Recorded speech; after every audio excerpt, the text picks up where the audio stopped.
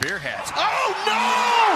Battles deep into the night has left the stadium entirely. You're listening to the Baumbastic Podcast with Andrew Ellis on Inside Arkansas.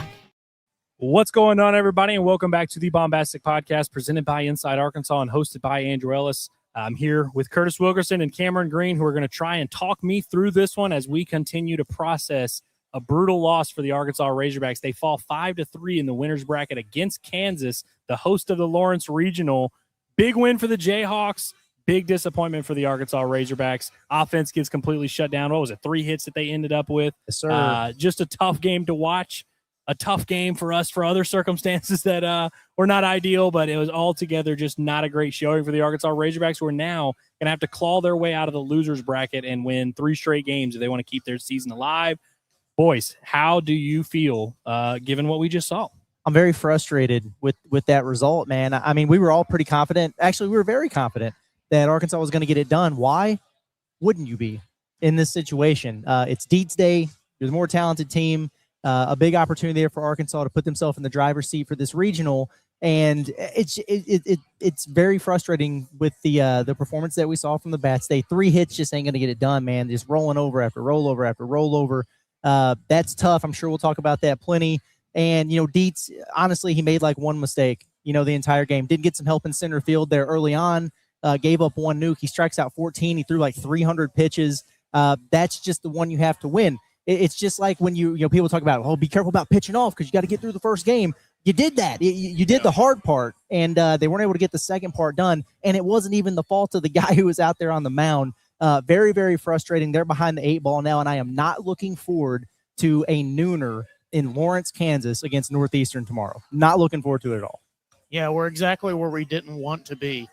You really didn't have I felt good about the Deets outing just until that 2-run homer, and you kind of went, oh, boy, here we go. We're knotted up. Swing, man. Yeah, it's just tough, and LeBlanc, and it's just tough. This is exactly where you did not want to be. Where you are, your bats just did not get going. I got news for you. If the bats don't start rolling, you're done. Like, you just can't. You have to start hitting now. Like, you're down on pitching. You have to win 3 games in a row. You're going to have to get the bats going a little bit. And it's going to be an uphill battle, but we'll see what they can do. Yeah, and you got to give Kansas credit for what they did against Hunter Deets, who did put together just an absolute career outing. One of the better of his careers. He does end up giving up 4 earned runs, one of which came across after he left the game. So he is credited with the loss. Goes 6 1/3, 5 hits, 4 runs, 2 walks, 14 punch-outs, a career high. Stat Podcast has him with 116 pitches.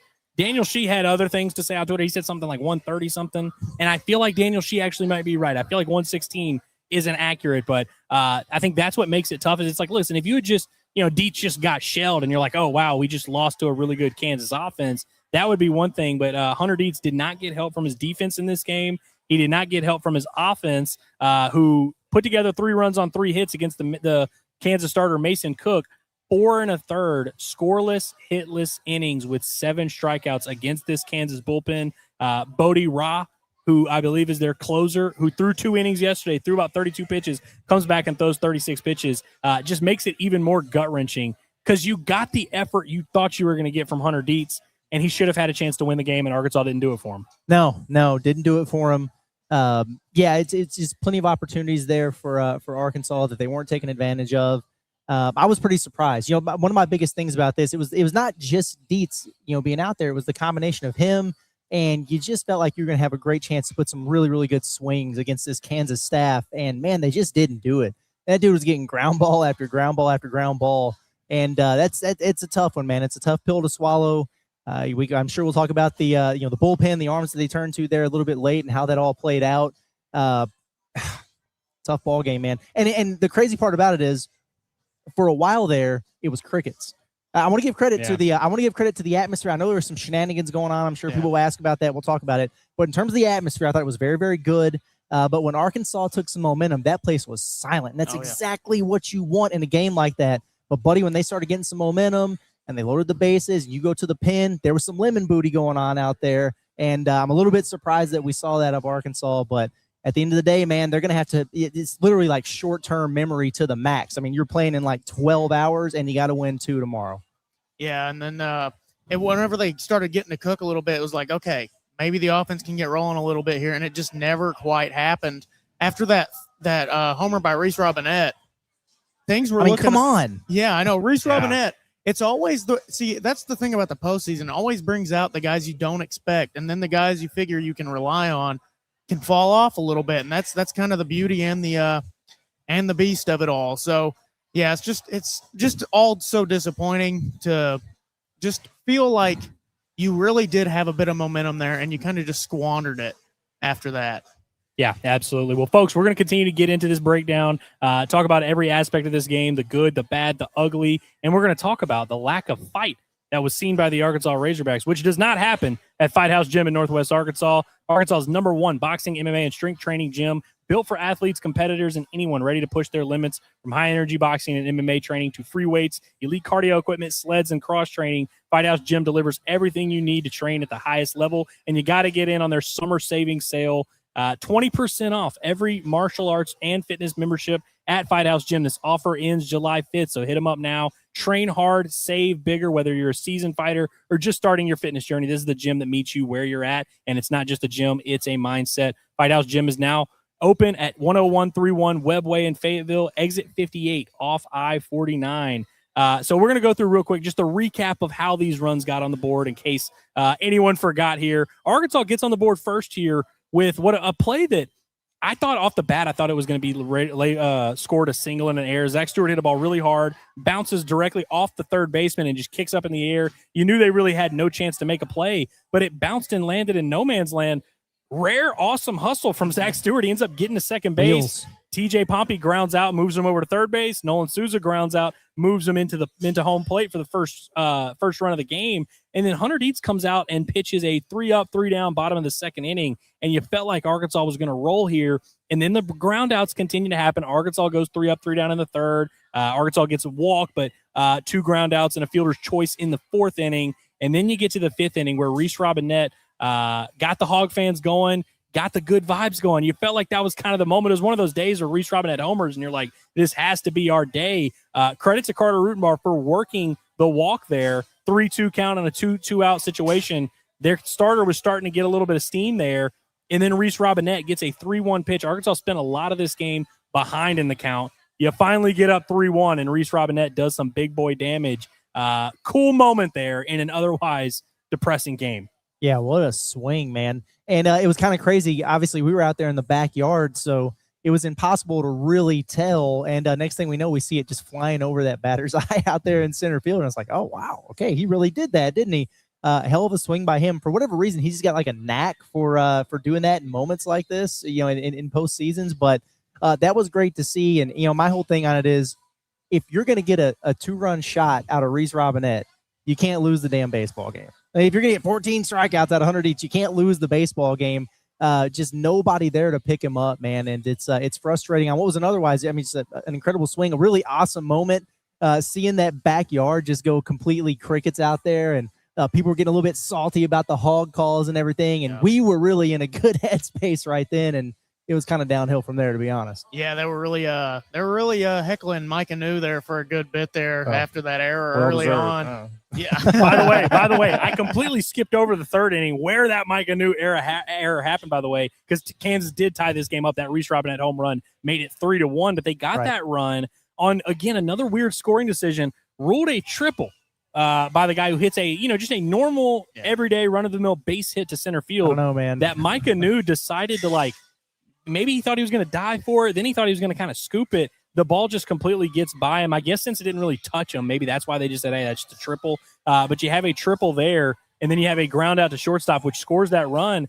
Then you had a single to center field where Mike Anu makes another error, just drops the ball, and so put Dietz in some more tough positions there. He ends up getting a strikeout to get out of it, but a little bit frustrating that I felt like Dietz, again, you come back to the 4 runs, all of which go down as earned runs. But really, he had the one that was scored after he left the game, and then the one that was given to the opponent by Mike Anu.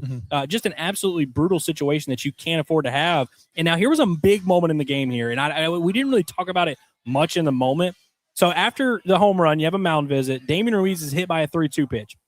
And the pitcher, Cook, by the way, had been doing a good job getting Arkansas in front. you could tell the third trip around, they were starting to get after him a little bit. And so then you have Damian Ruiz gets hit by a pitch. Camden Kojal doubles down the right field line.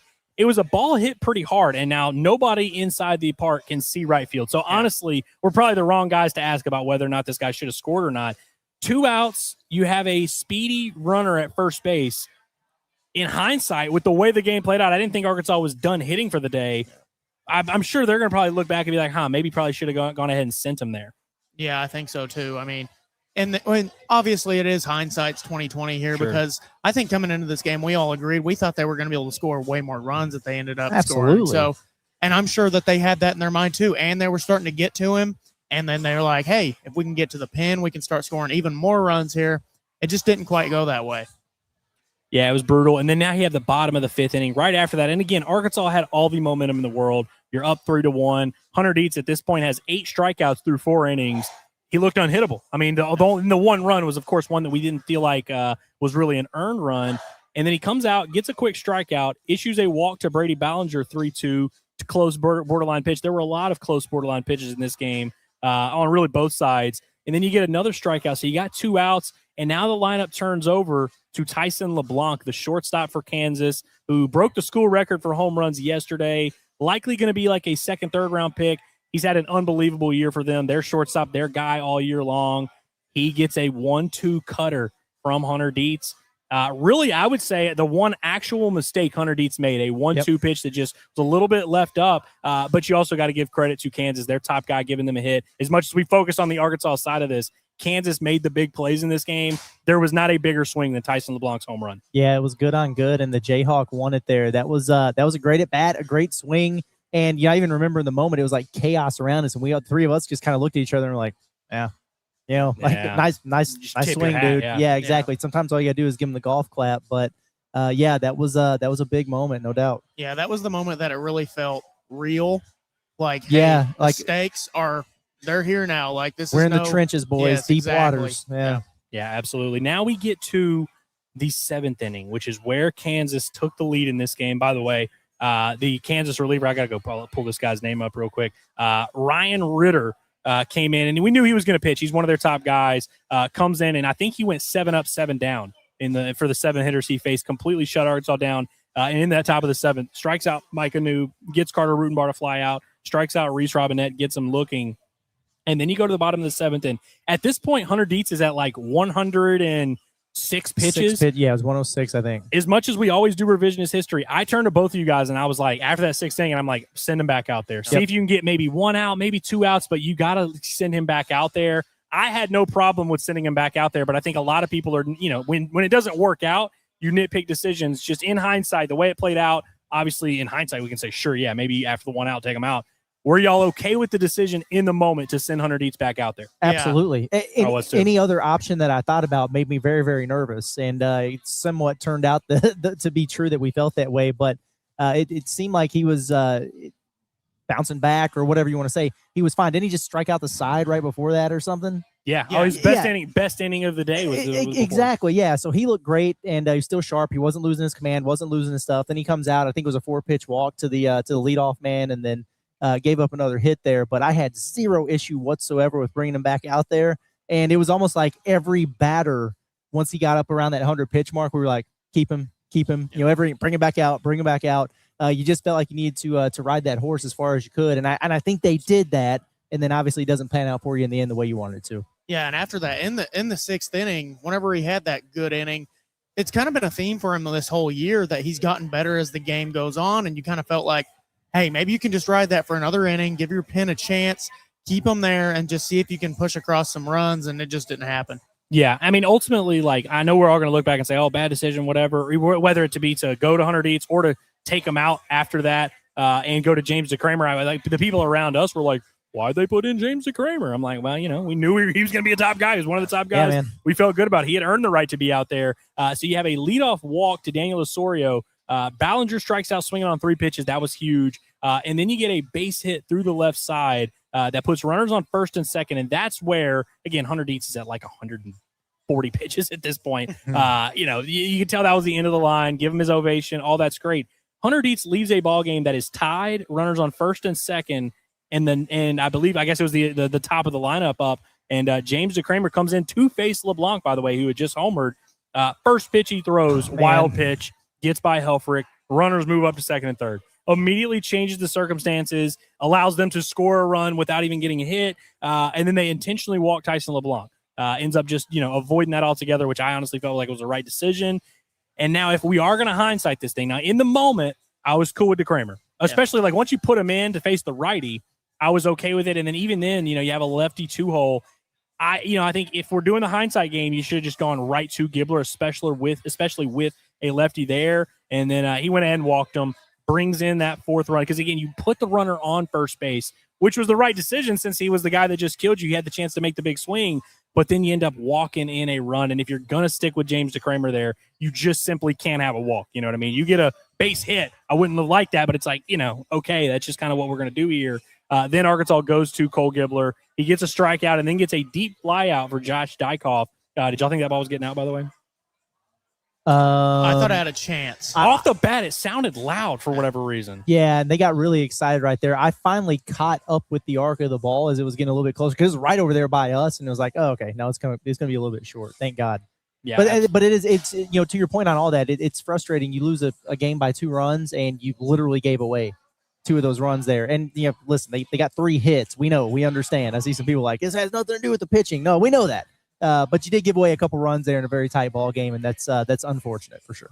Yeah, absolutely. Now here's where the game I feel like really again, because it's 4-3 after the 7th inning. As brutal as it was, as bad as it is, it's 4-3. You're a swing away from tied. You're a base runner away from having the go-ahead run at the plate, which Arkansas, by the way, did get immediately.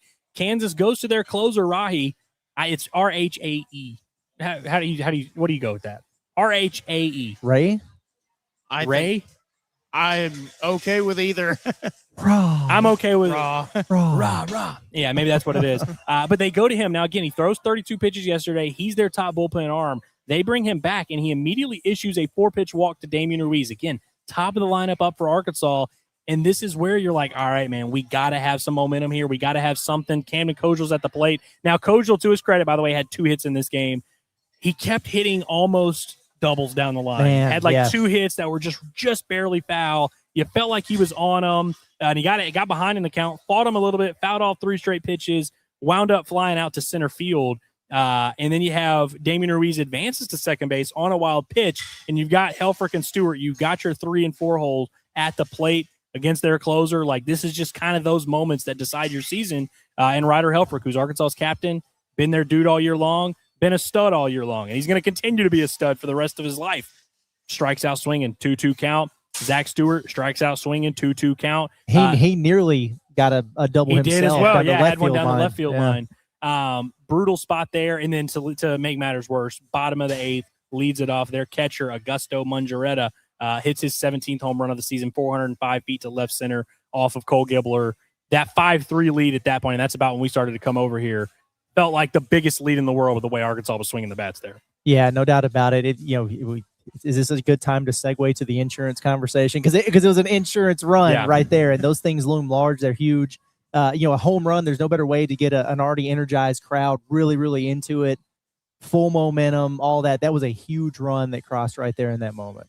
We are actually going to talk about insurance for a little bit because that was a huge insurance run, and I do want to talk about something on the other end of it. But we are brought to you by OZK Insurance, and the one thing that really sets them apart is they're an independent insurance agency. That means they're not just tied to one company. They shop a multitude of A-rated carriers, finding the best coverage and price for you, and now they partnered with something you don't usually see from an independent agency, a full-service mobile app. And with this OZK Insurance app, you can see all your policies under one roof, home, auto, whatever you have. You can pay your bills, request roadside assistance, file claims, request policy changes, and even get new quotes all from your phone, so you get the best part of an independent agency and the convenience of modern technology. You're tired of being stuck with one carrier or chasing down paperwork? Go to ozkinsurance.com or search OZK Insurance in the App Store or Google Play. Local agency, national level options, one powerful app. That is OZK Insurance. So before we get in, by the way, we got some clips from DVH that we're going to get to in just a second. We'll get to the chat first and then close up with some thoughts from DVH. I do want to just talk to you guys for a brief minute here.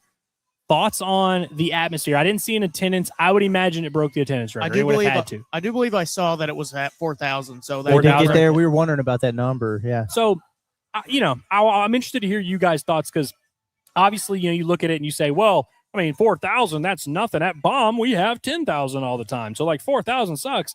There are a lot of venues in college baseball who very rarely get to 4,000. Teams that have won national titles. UCLA will never have 4,000 people in their stadium. Oregon State very rarely will have 4,000 people in their stadium. Some of the best programs in the country don't do stuff like that. For Kansas, and I got to be honest, this isn't our story. This isn't our night. This isn't our story. This is the story of Kansas. What did you make of what was, the biggest win for them in a long time and a huge moment for Hoagland Ballpark? What did you make of the ballpark from our vantage point, which was out in the backyard? Hey, they won their Super Bowl, and I mean that as a compliment. They build this as such a huge moment, a huge game for them. They got it done. It was a big crowd, about as packed as you could possibly get that place, and honestly, the backyard, I thought it was a good experience. Early on, we were kind of like, oh, what's going on? This is cute, whatever. This is like a JV hog pen or whatever. But it got loud. It got rowdy. For the most part, I thought they were respectful out there. I know there's a lot of contentious stuff that I guess happened over there by the Razorback dugout where they had the Kansas student section mixed with the Arkansas parents and families, and there were, beers thrown around and people kicked out. And we didn't get to catch a whole lot of that, but it sounds like that was pretty contentious. So you don't like to see that, obviously, but no, I thought it was loud. They were into it. It was kind of a different feel. We were kind of joking, like, Kansas is a basketball school because they're doing the basketball chants. Some of the stuff that you don't normally see at baseball games, I guess. But no, I thought it was cool. It was a good atmosphere. I wasn't blown away, oh my God, this is the craziest thing I've ever seen. But it was really, really enjoyable from just an environment standpoint, I thought, throughout the course of the entire game. Really, it was good. Yeah, I think that I would say that all the Kansas fans that went there understood the assignment. Sure, yeah. They understood the stakes, that how important this day was for them. This really was, we say it again, it was their Super Bowl. This is a kind of program-changing win if they can close out this regional. And they understood that. They showed up. They filled that place out, and they made it a little rowdy in there at times. So, all respect to it. They definitely showed up for their team today. They did, and I got to be honest with you, they rattled my canoe. We were right there behind my canoe. I can't believe I didn't say that. Yeah, listen, I don't know if necessarily the error that he made was because of the crowd or whatever, but afterwards they were talking to him. He talked back, which that's kind of part of his personality or whatever. The fact that he talked back, I feel like is a bad sign, red flag a little bit. And then he stunk the rest of the game offensively and just kind of seemed like he was out of it a little bit. I didn't like his ABs. And honestly, there was nobody that put together ABs. So I'm not here to say that the crowd is what got to him. But a guy that was nails, that was dialed in for Arkansas yesterday, was not dialed in for them today. It dialed in for them today. And, would Arkansas have still lost without that one run? Probably. But it's I don't know. I would have liked to see, I would have liked to see how that changed the complexion of the game. And by the way, we weren't behind the home plate. So we don't know about the throwing beer and stuff like that. But it did seem like for the most part, I know John was saying they were trying to get it under control. I didn't see, at least where we were at, I didn't see anything too crazy. Yeah. I'm sure the student section, they're right there by the players' parents for Arkansas. And I think that was where the issues arise there. Well, that was a little nuts. Yeah. When you have, what did Sam Pittman used to call it? Lathered up students. Yeah. Right beside, obviously, very emotionally invested, parents and fans of the other team. That's just it's a recipe for disaster. So I just have no idea why they did that. And leading up to the game, there were media members who were in the press box right beside it. They were, kept tweeting out this is going to get weird. This has potential to be a little bit crazy. And then obviously it was. So that's kind of their own doing for setting it up that way. I don't know why they would do that, but yeah, in the backyard it was fine. The heckling, I actually kind of laughed at some of the things that were said. The chanting, "Let's go forward," that was objectively funny. Yeah, and I didn't see any. I didn't see Razorback fans and Kansas fans out there really getting into it. There was some chirping back and forth, but it was pretty lighthearted for the most part. Yeah, no, it's also worth mentioning. I think that right after that Mike Anu little section where he kind of struggled at those errors and then talked back to the crowd, he was the first player to strike out in the game. Yeah. So that was just a little tough. He just kept feeding his own fire there, Exactly. And you could really tell. And honestly, that just made it worse. They started feeling, hey, and you heard, we literally saw some of those Kansas fans out there that were saying, we're in his head. We're in his head. Let's keep going. We're in his head. And it just kept getting worse and worse and worse. And that's just, you just got to not feed into it and you got to kind of ignore it there. It's also, but whenever I just think it's just a bad idea to put the parents and the students next to each other. That's just a recipe for disaster. I don't know how they didn't think that would be an issue. Yeah, not to defend the students that did that or whatever, because you can't be throwing full. Apparently, it wasn't even like like Ole Miss, they do the showers or whatever, which when you're doing in the outfield, a little bit different. You can't be throwing full beer cans at players' parents who travel over there. A little bit crazy. Well, let's hear what Dave Van Horn had to say about this, which I am looking forward to hear some of his thoughts. We'll start with, I guess, the good one. He'll talk about Hunter Dietz. So, first off, I thought he pitched great. I mean, he gave us every opportunity to win that game. We just didn't score any runs. We didn't have to field the ball very much, and struck out 14 and whatever, 6 1/3. It's a lot of hitters, and his cutter was amazing. Fastball was pretty good, especially when it was up and he got him to swing at it. He only threw a couple curveballs and he got a couple strikeouts on him, and we couldn't have asked for any more. He did everything we wanted him to do. So, as far as sending him back out, I went up to coach and said, "What do you think?" And he goes, "I'm gonna go talk to him." When he had the quick, I guess 6th inning was real quick. And I thought, okay, there's an opportunity to send him back out. He's still got his velocity. He's pretty much heated up, and he's in the game, and whatever he wants to do, we're going to let him do. And he wanted to go back out. So he still had good stuff. They just, I think it walks a guy and base it down third base, but his stuff is still really good. Yeah. I mean, I agree with his assessment on the performance. I thought Dietz threw well. And of all the things that led to Arkansas losing, I know it wound up being the go-ahead run.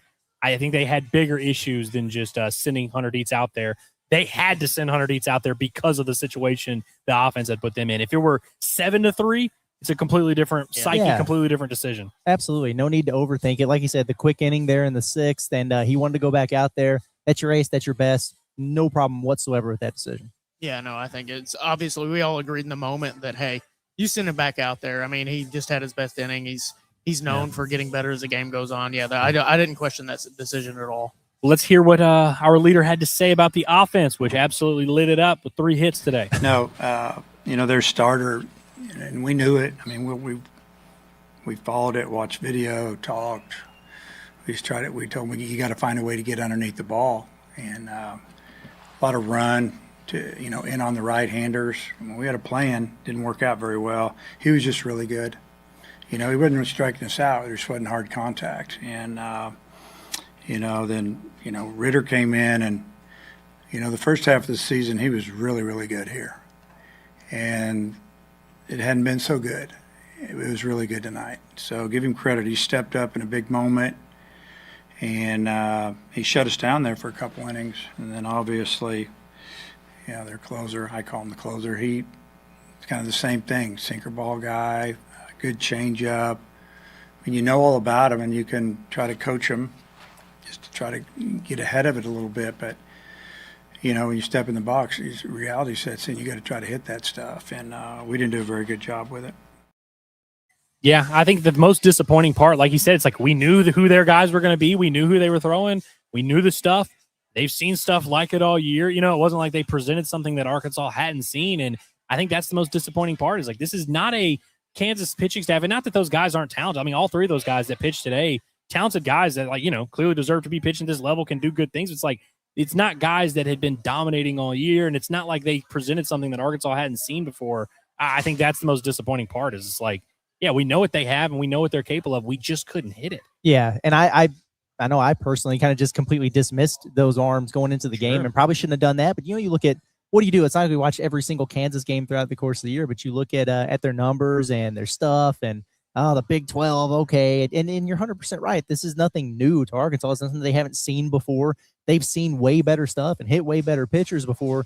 So credit to them for going out there and executing, and they were certainly wound up being a hell of a lot better, at least today, than I thought that they were going to be. But at the same time, when you're Arkansas and you got the talent, and you got the guys that you have out there on that team, and you come up with 3 hits, that's definitely more of a you problem in terms of executing the plan there. Yeah, this was always a possibility. I mean, we saw this offense struggle early on in the year against teams like Stetson. Sure. And those little warning signs are out the way, and then they have the showing that they have tonight, and just kind of look back on it and you're like, it's just just not a great situation to be in. And now you really have to fight for your lives the next few days. Yeah, absolutely. Well, we're going to get into the chat, hear what you guys had to say about this, because I'm sure everybody's fired up about this performance and looking forward to tomorrow with some confidence. But I do want to remind you that we are brought to you by Blue Ember Smokehouse, a family-owned smokehouse specializing in handcrafted barbecue. From tender brisket to home-cooked sides, you'll find a hearty meal for every member of the family. If you're throwing a wedding, you're throwing a party, you got some business meetings to attend to, you got any gathering where a group of people need to be fed amazing barbecue, Blue Ember has you covered, and you can check out any of these store locations in West Little Rock, Hot Springs, Jonesboro, Fort Smith, Rogers, Texarkana, and they take good care of us over at that Rogers location the first Wednesday of every month. Thank you for supporting your local Blue Ember Smokehouse. Well, we will start in the chat with the super chats, as always, as we have to do here on the show. Those are the rules written into our contract. Our guy Cody, who is a basketball guy, but has been low-key converted. Cody James, okay. He has been converted successfully finally this year. He picked quite the year to choose to be an Arkansas baseball fan. But he says, I'm pissed, not going to lie. Beer for Cam, though. That's what this $5 is going to. He's the next in line for Hogs coverage. I like that. Next man up. Plotting my demise already, Cody. Man. Waiting in the wings stuff, when Andrew perishes at some point here.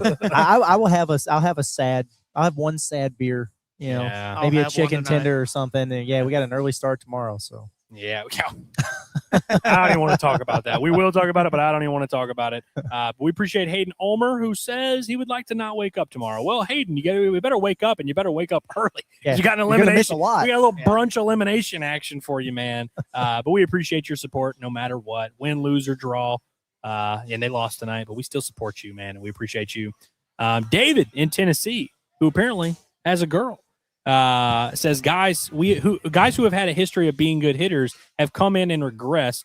You burned your ace with 14 Ks because you couldn't hit your way out of a paper bag. I'm done with Nate. No more excuses. And so, obviously Nate Thompson, anytime Arkansas is going to have a bad performance offensively or a bad season or whatever it is, you look at the guy who has the title of hitting coach. And I've we've talked about this ad nauseum all over the years. I don't necessarily subscribe to this theory that Nate has ruined these guys, because there's plenty of guys that they brought in that had great seasons and had turned their careers around. Someone like Camden Kojal, who really didn't do nothing at Vanderbilt, all of a sudden now he's a stud. And you've seen guys get better over the course of their careers. Usually the ones that get drafted and make a lot of money, those guys get better over the course of their career. But I do think there is a very, very real conversation to be had about this particular lineup that has had its moments, had some good stretches here, but you just go on down and you look at every single piece and you say, did we get more than we were supposed to or less than we were supposed to? And for about 7 or 8 of the 9, you'd probably say, it's probably less production than we were supposed to get. Yep. Yeah. I couldn't have said it better myself, man. I'm with you. Yeah, I agree with you 100%. And one of those guys that came over and got better was a Kansas transfer and Tavian Josenberger. So yeah. Well, we are a long way away from the Tavian Josenberger Kansas era, man. Yeah. They've leveled up, and Arkansas is still doing their thing. And then Hickory Hog, we appreciate you, man. He says $1 for every beer I had during the game, and going to have post game. Not ready for the Pompey strikeout counter to die. Survive in advance. We sleep in July, or whatever Not Rothstein says. I think hopefully we're not. We're not sleeping tomorrow because we got to watch hopefully 2 baseball games tomorrow. But man. This one took the wind out of my sails, boys. How's that going to work? We're just going to do a post game after both? They're going to win the first game. If they win the first game, if they win the first game, we're not doing a post. That's what I meant. Yeah, I think. Gotcha. But you remember the last time we had this conversation, they lost to SEMO. So, just one of those things. I see Cubs fan here. He says these KU pitchers are not as good as our batters are making them look. I would agree with that wholeheartedly. As much as I'd love to sit here and be like, oh, tip your hat, second rounder. That guy's going to get, none of those guys that pitched tonight are on draft boards. It was a pig problem today. The starter, actually, he's a sophomore. I think next year he might be on draft boards, but not great. Yeah, no, you've hit way better pitching in the SEC all year. So it's just not a good performance today. That's kind of the bottom line. Hard to disagree. Ryan says completely unacceptable. Put up 4 hits on freaking Kansas. Well, Ryan, they only put up 3. So that's actually what's worse than embarrassing. Exactly. What's worse than unacceptable. You are overstating. Yeah. And now Paddlefish says wasted McIlvain yesterday on a game we already had in the bag. So one, I don't know if you can say you wasted him when you had the tying run at the plate. I feel like you kind of got to have your closer there. And McIlvain could have been available. If Arkansas had been up 5-3 in the ninth, I think you would have seen McIlvain. But what And again, it's really not that they, it wasn't a wrong decision for Dave to waste McIlvain yesterday. He had to pitch McIlvain given the situation, in my opinion. I mean, it's a safe situation, 8-5 game with the tying and then go ahead runs right there in order. You got to go to your closer in that situation. You can't really mess around. It was more on, Parker Coyle didn't have a great outing. Had he gotten you through 2 innings scoreless, you probably do give that 9th inning to somebody else. But you had to use McIlvain. And if McIlvain had not thrown at all yesterday, I feel extremely confident they would have gone straight to him from Dietz, which, we kind of said it in the moment. That wound up being a huge deal. And again, I don't think it was the wrong decision to bring McIlvain in yesterday. You had to do that based on the situation, but that's why that situation killed you. Yeah, exactly. And that's another reason why, and this doesn't really matter now, but if you would have hosted a regional, you would have gotten a 4 seed instead of that Missouri State team that can hit pretty well, and you wouldn't have to deal with that. But, yeah.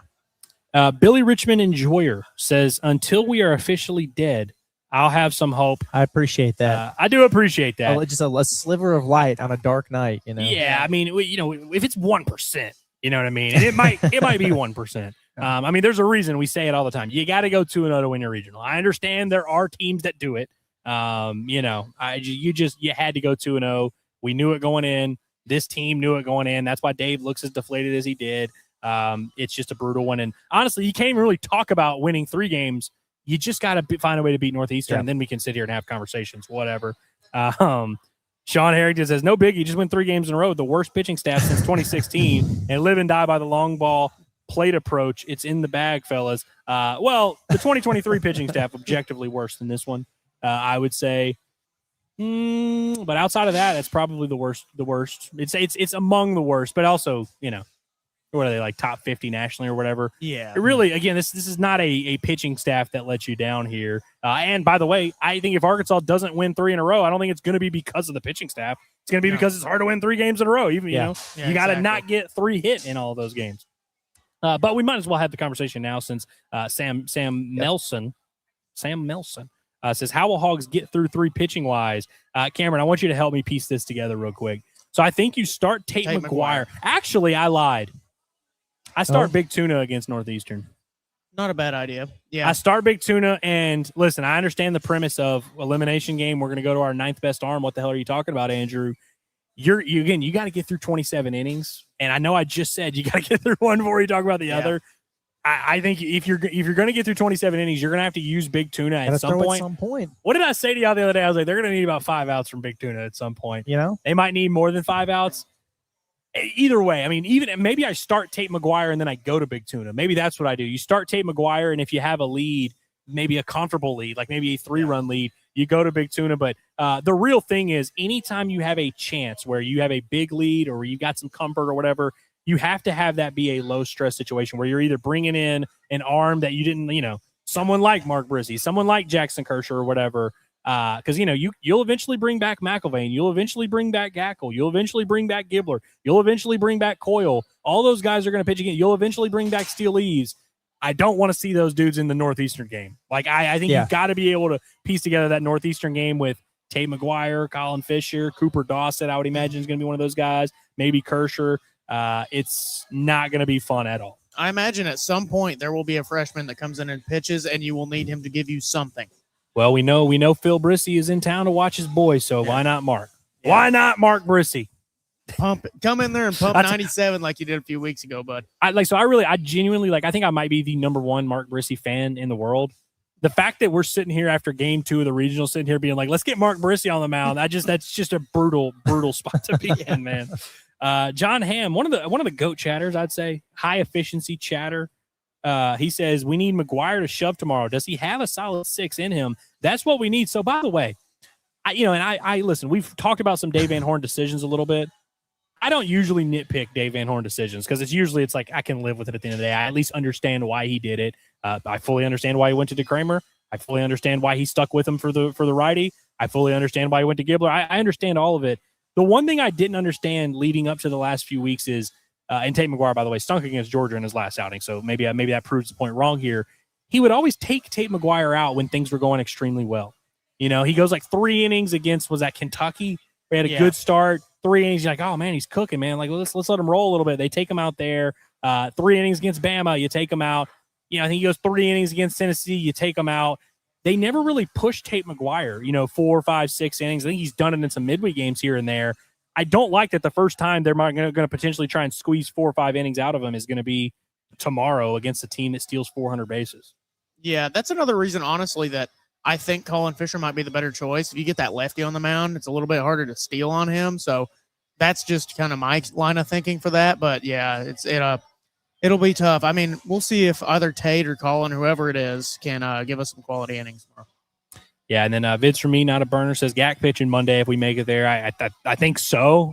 But yeah, I'd certainly like to just get there, before we even talk about that. But yeah, I would imagine that's this time tomorrow. Maybe we'll be talking about that. Oh, this time tomorrow, we're either living or dying. I mean, no doubt, man. You can do 67% of the work tomorrow night. So if that Nebraska team in 2021 could force it to a winner go home in that regional, maybe we can find a way. So let's see what happens. Maybe. Tomorrow, I mean, the Northeastern game's got to be just low stress as hell. Absolutely. Come on. Yeah, really, it needs to be. You need to be up early, and you need to feel good about it, and then probably say, hey, let's throw in some arms that we just need to eat up some innings here. Man, I can't even imagine what their arm situation is going to look like in the morning.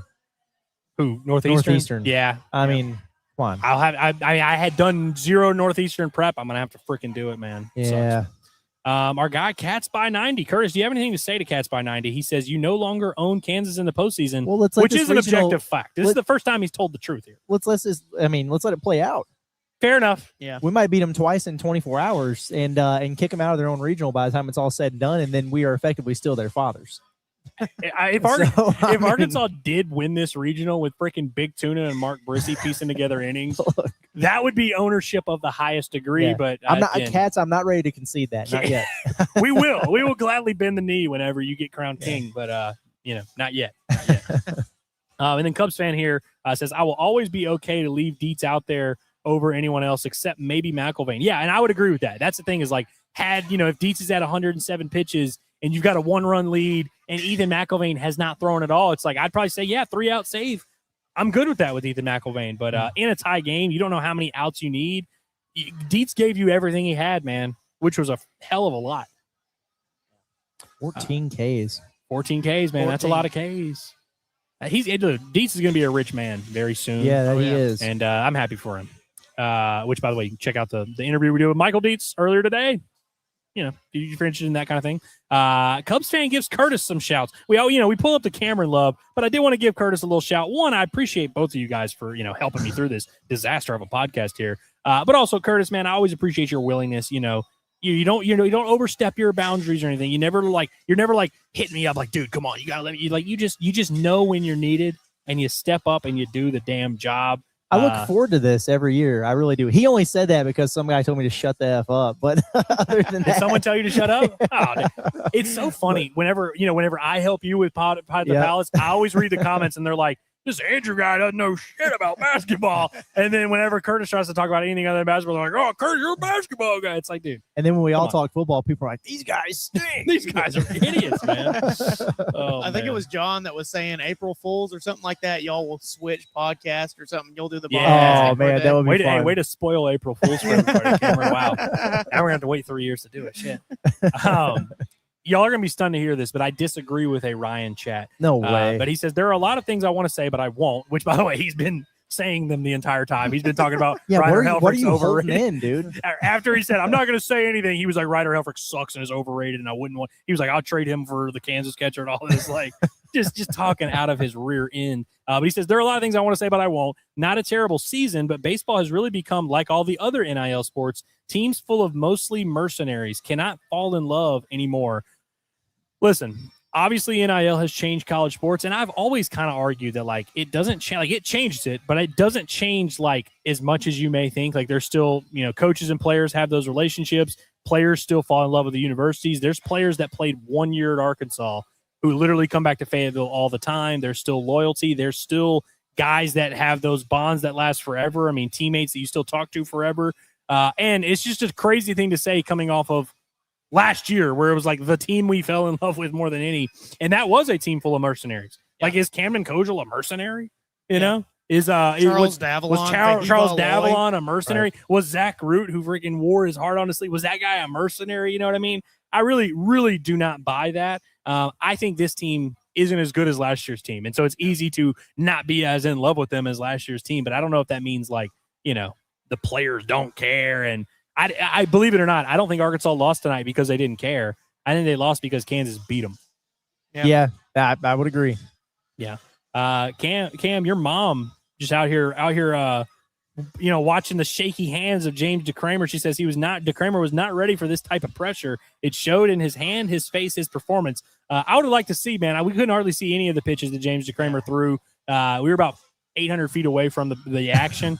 So I will take your word for it, because obviously on TV, I'm sure you could see a little bit more.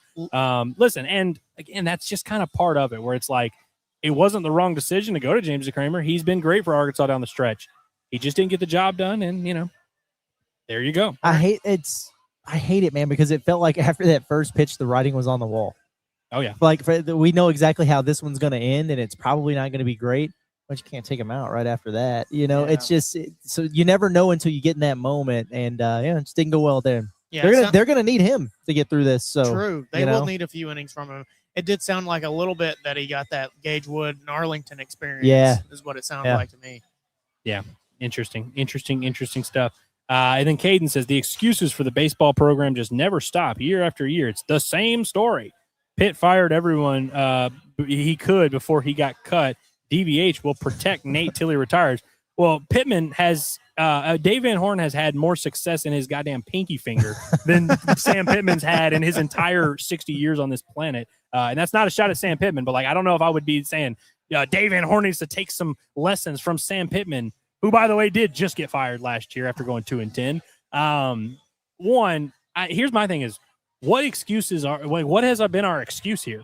I mean, there's nothing to excuse here. Arkansas took a big fat L at the hands of Kansas tonight. They didn't hit well. James DeCramer didn't have a great outing out of the bullpen. They stunk defensively, as they kind of stunk all year, and they lost a baseball game that they very much should have won. That's not an excuse. That's just what happened. They just lost a game to a team that we feel like they're better than. Yeah, making an excuse to be sitting here, whining, saying, he was getting squeezed in tight zone. Oh, the umpires. No, man, they kind of got beat. Well, and also, didn't execute as well as the other team. Because I saw some people being like, "Oh, dude, the atmosphere isn't why they lost." Agreed. When we brought up the conversation about the park, it wasn't to say that is to explain away this loss. Sure, they lost because 3,000 Kansas fans were screaming at them. No, that's not why they lost. We're just talking about the game and the experience and what happened here. As there's John Neighbors talking to us. Even if there was a way to say, "Hey, let's address the biggest weakness on the roster right before the postseason," you get to add any player. You wouldn't have added a hitter. You would have added a day 3 starter who wouldn't have been able to help you because you lost on Dietz Day. That's a fact right there. You lost on Dietz Day, man. Like we said, we literally said it in front of his dad. It's like, that's, if they're able to beat Dietz, tip your hat to them. That's how your season ends. Just like in 2024. If Kansas State can beat Hagen Smith, they deserve it. That's how your season ends. That's what happened tonight. It's not, it's not an excuse. That's what happened.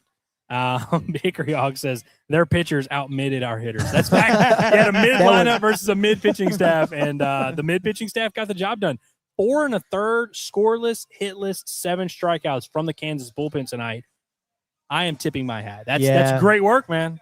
That's the kind of shit you need to happen if you're going to go on a run in the postseason. You need your arms to step up, and you had mediocre arms for Kansas that really stepped up tonight, man. More power to them. Yeah, the saying is good pitching beats good hitting. Well, apparently mid pitching beats mid hitting. It's a very, very good comment right there. That was funny. I like that.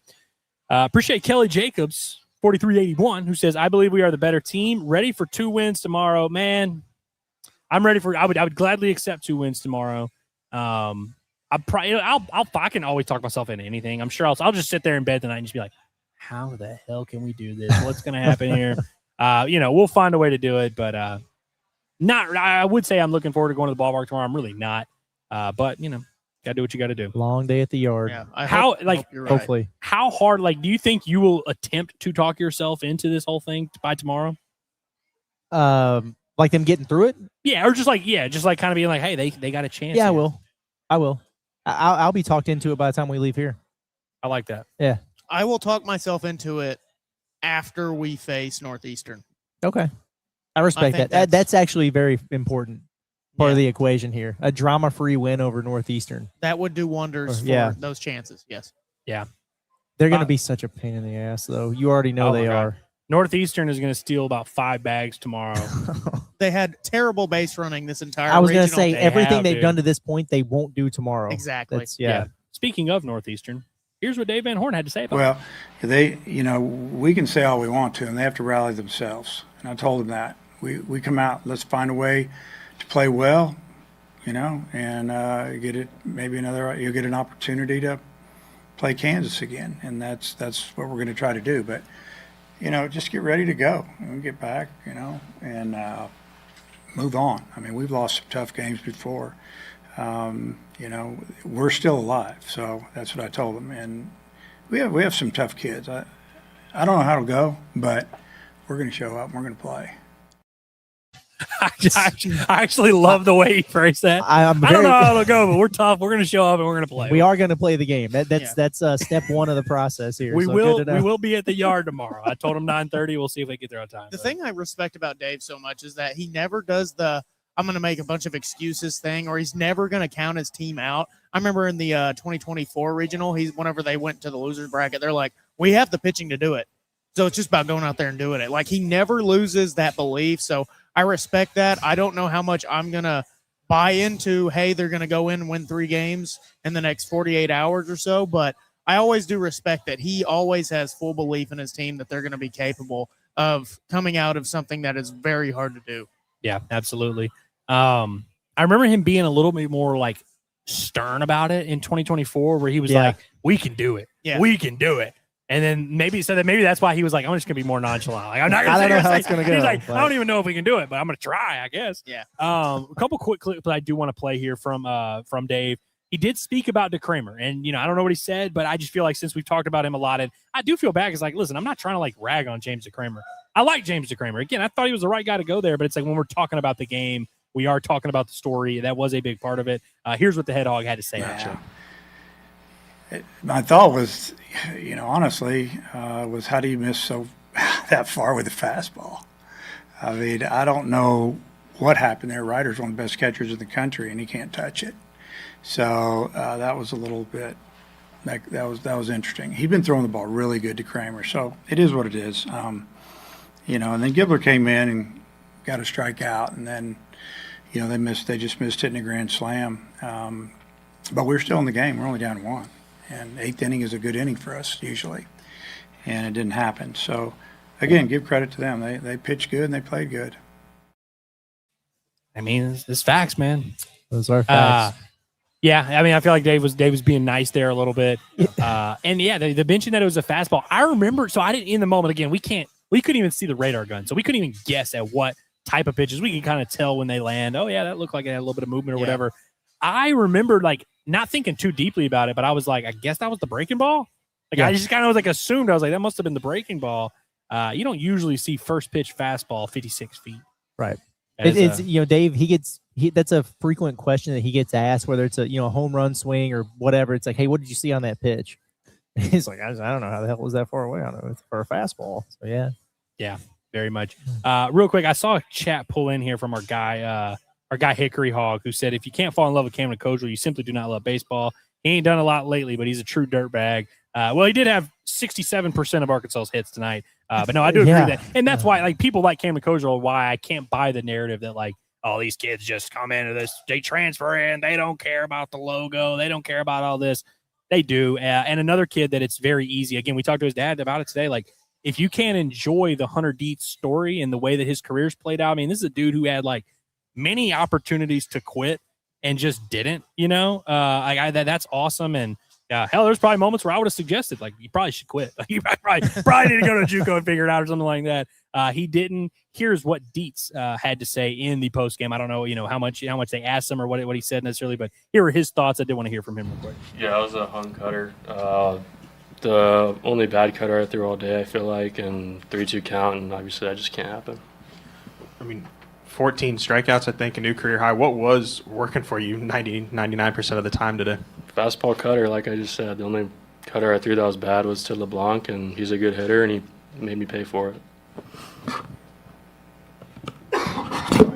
Yeah, hey, Hunter. you were, I think, at 106 after the 6th, but struck out all 3 guys. Did y'all talk and say, I feel strong enough, I want to go back out for the 7th? How did that go? Yeah, Hobbs came up to me and was just like, be honest. Like, what do you want to do? I'm like, I'm good. Let me go. That's really it. I felt good. Any other questions for Hunter? Thank you, sir. Appreciate it. Hey, Okay. sat up there, took it like a man. Yep. Took it like a man. Ain't trying to make excuses. I hung a cutter. One bad cutter I threw tonight, and I agree. 100% agree with that. 1,000% what happened. Hung a cutter to their best hitter. He made you pay for it. That's the game. That's not an excuse. They're making excuses to say he hung a cutter. No, that's just what happened in the game, man. It is what it is. I guess we will end on this super chat here from Hayden Ulmer. He says, haven't won one regional in an 18 with Dave that we aren't 2-0. 13% of the winners don't start 2-0. ... We are due. That's actually. There we go. We go. This is the sabermetrics that we need right here. It would be funny though, like, because we always had that conversation. Like I remember in 2023, that Arkansas team sucked. If I'm being honest with you, they didn't suck, but like they were not they were not an elite Arkansas team. But I remember kind of having that conversation with myself where I'm like, we lose with all these good teams. Maybe we're just gonna win it with a bad team. You start having that conversation. Yeah. It would be hilarious if this team that like nobody's really believed in all year. And the team that you would say has like one of the shorter pitching depth lists of recent memory here, if those dudes rake their way out of a regional, it would be one of the funniest things that's ever happened. So Hayden, I appreciate you. It would be funny, man. And honestly, like I think that's why, like my spirits aren't as down because it's like it's just a funny situation to find yourself in. I mean, you're here in this third world country, and these guys found a way to beat you, man. I mean, listen, it's something you got to know when it's not your day, and today was certainly not Arkansas's day. You got to know when it's not your story. I remember Israel Adesanya saying that when he lost to Sean Strickland in horrible upset fashion. He was like, sometimes you're just a part of someone else's story. Yeah. And I really do feel that way. And I, on a very serious note, like this is awesome for Kansas, them being in this situation, being able to host, being able for them to break their attendance record. Like, again, I know you guys don't care about that. And baby, we don't care either, but it's like, we are here to tell the story. And this is a pretty cool story for Kansas. It just sucks that we were on the other end of it. Mm-hmm. Yeah, no, 100%, man. Well, guys, I believe this is part of the journey is the end, as Tony Stark said. And this is not the end for the Arkansas Razorbacks just yet. They're going to fight off elimination potentially twice tomorrow, but we have reached the end of this post-game show. So do you guys have any final thoughts or words of wisdom to leave our beautiful audience with? Well, I'm ticked off, about this, and I'm not looking forward to, I'm not happy about having to play 2 tomorrow. I'm not happy about getting to the yard early. I'm not happy about being in Lawrence, Kansas and playing Northeastern. And I hope the team feels the same way, because it could have gone one of two ways after softball the other night. They lost that, heartbreaking game, and now you're in the loser's bracket. It's going to be tough, but you still have some life. And it just, that one loss turned into 2 is what it felt like. They were very deflated out there the other night, and it didn't work out for them and never really gave themselves a chance. And you can't do that in this spot if you're Arkansas. You got to find a way over the course of the next 12 hours to get yourself motivated, get yourself ready to play, and just embrace the job that you got to go out there and do. And I really hope we see them do that. You got to take it one at a time, sure.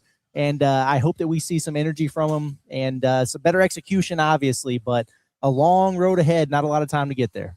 Yeah, I mean, I think you pretty much hit the nail on the head there. It's a very uphill battle. They're going to have to piece it together. You're going to have some outings from some guys that you didn't trust for most of the year, and you're going to have them step up.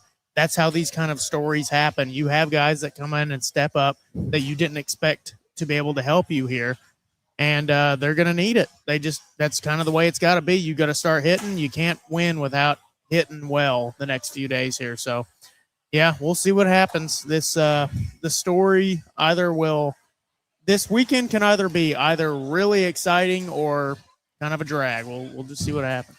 Yeah, we'll see what happens. Real quick, before I get my final thought, we get a super chat last minute from Tamara. She said, I'm upset, but come on, Hogs. Let's win this regional. We love that, and we love you, Tamara. We appreciate you for always being here with us to kick it and process this whole thing together. I guess my final thought would be, which I guess I don't normally, usually the guy that's lobbing you up for final thoughts doesn't give the final thoughts, but you know what?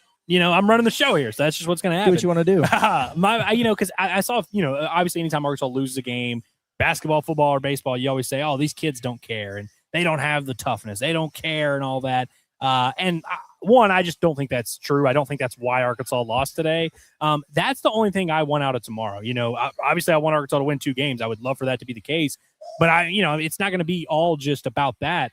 Is if we can just see some fight from these guys from Fight House Gym, if we can see some of that fight, see some of that grit. And, I know some people that may not watch this team all year, to say that they didn't show grit this year is just not true. You know what I mean? To say this team hasn't battled adversity this year just isn't true. Now, some of that was self-created adversity. Some of that was adversity that they faced just by simply not being good enough. And there's certainly some of that applies tonight.